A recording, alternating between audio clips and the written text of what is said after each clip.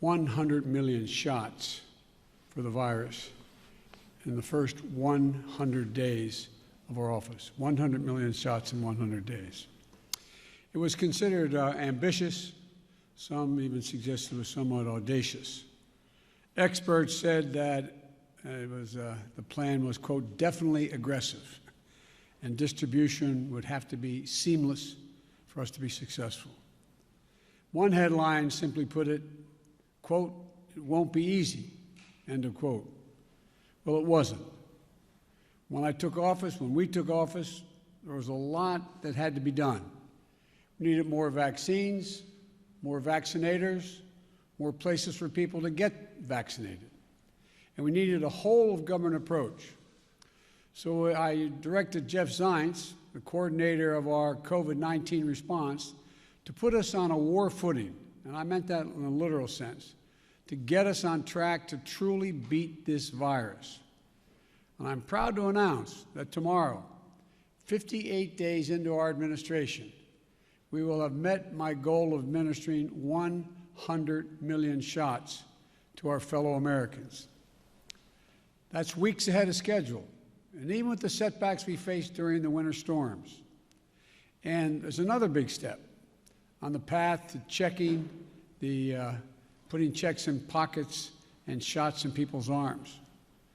When we crossed the 50 million doses just 3 weeks ago, I told you that every time we hit the 50 million mark, I'd update you on our progress.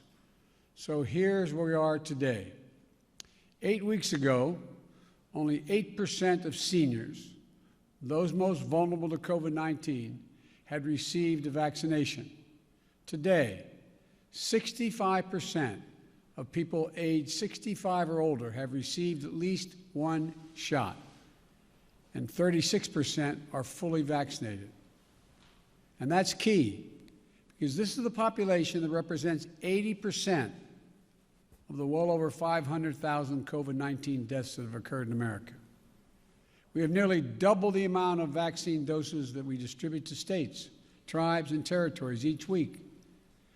We have gone from 1 million shots a day that I promised in December before we were even sworn in to an average of 2.5 million shots a day, outpacing the rest of the world significantly. And here's how we accomplished this. Using the power given to a president under the Defense Production Act, we expedited critical materials in vaccine production, such as equipment, machinery, and supplies. We work with vaccine manufacturers to speed up the delivery of millions more doses and brokered a historic manufacturing partnership between competing companies who put patriotism and public health first. These steps put us on track to have enough vaccine supply for every adult American by the end of May, months earlier than anyone expected. And we stood up or supplied more than 600 community vaccination sites that are administering hundreds of thousands of shots per day.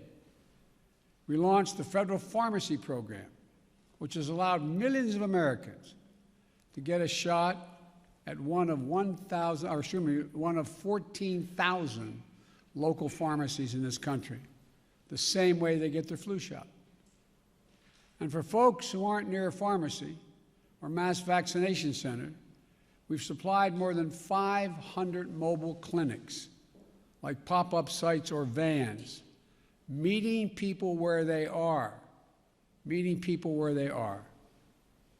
deployed nearly 6,000 federal personnel, including FEMA, active duty military, and Department of Health and Human Services to support vaccinations and serve as vaccinators, putting the needle in people's arms. We're also supplying vaccines to community health centers to reach those who have been the hardest hit and suffered the most, especially Black, Latino, Native American, and rural communities. This is really important because we believe that speed and efficiency must be matched with fairness and equity.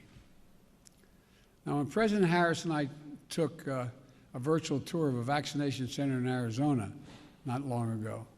One of the nurses on that tour, injecting people, giving vaccinations, said that each shot was like administering a dose of hope.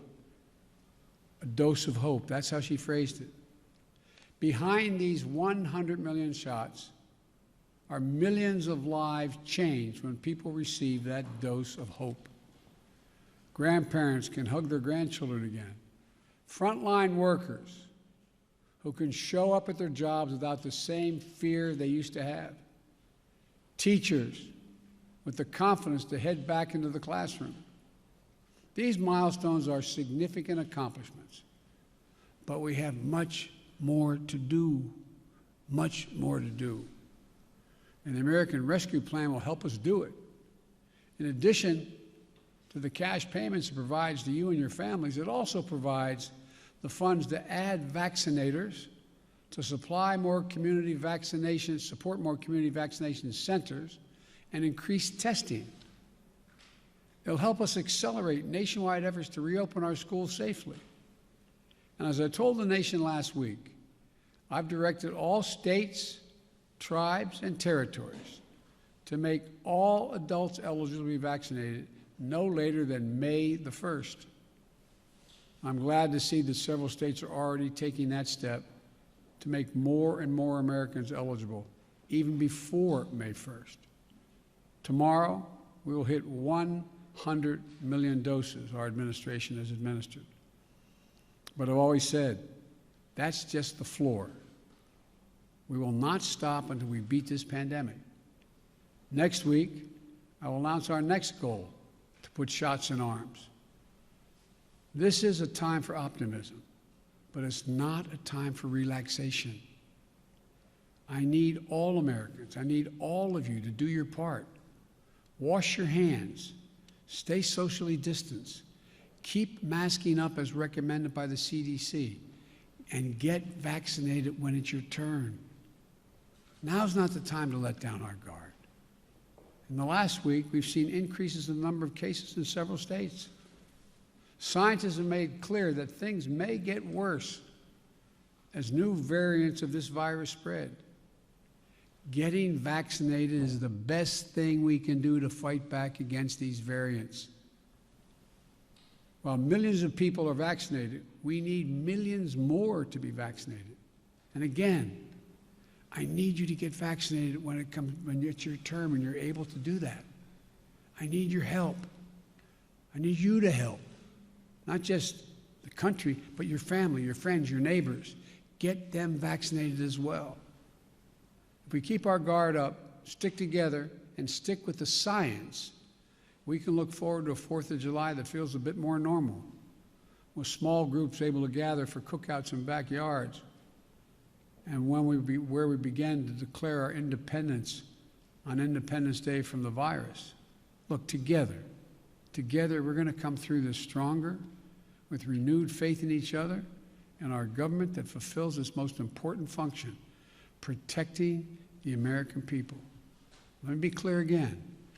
Wearing this mask in the meantime, making sure you wash your hands, making sure you socially distance, listen to the CDC. We've got to reach the point where we have herd immunity, meaning where we have a vast majority of the American people have been vaccinated before we can stop wearing these. So please, please, don't let what you see happening in Europe and you see on television. Keep the faith. Keep wearing the mask.